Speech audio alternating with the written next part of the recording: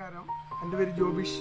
ഞാൻ ഫെയർഗ്രീൻ എന്ന ജൈവവളത്തിൻ്റെ ഒരു ഉപയോഗ രീതി കാണിക്കുന്നതിനായിട്ടാണ് ഇപ്പം ഞാനിവിടെ ഫെയർഗ്രീൻ ജൈവവളം ഉണ്ടാക്കുന്ന ഫെയർട്രേഡ് അലയൻസ് കേരളയുടെ ഫാക്ടറിയുടെ അടുത്തു നിന്നാണ് ഈ വീഡിയോ ചെയ്യുന്നത്.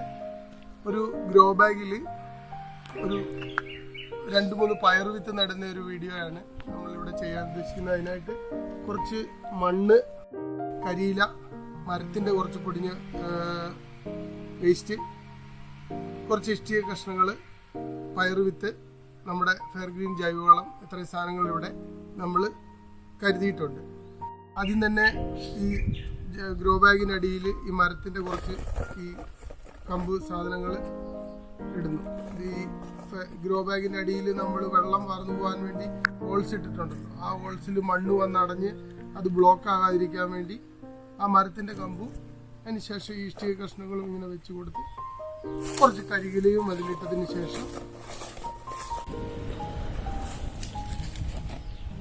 വീണ്ടും കുറച്ച് മണ്ണിട്ടതിന് ശേഷം നമ്മുടെ നടുന്ന വിത്തിൻ്റെ ഒരു വേരോടുന്ന ഒരു ഏകദേശം കണക്കനുസരിച്ച് നമ്മൾ ആ ഭാഗത്തേക്ക്, ഇതിപ്പോൾ 2 കിലോയുടെ ഒരു സാമ്പിൾ പാക്കറ്റാണ് ജൈവവളം കൊണ്ടുവന്നിരിക്കുന്നത്.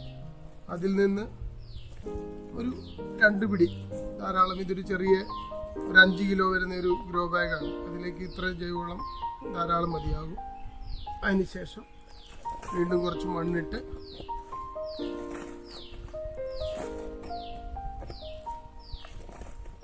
ഈ മണ്ണിൽ നമ്മൾ വിത്ത്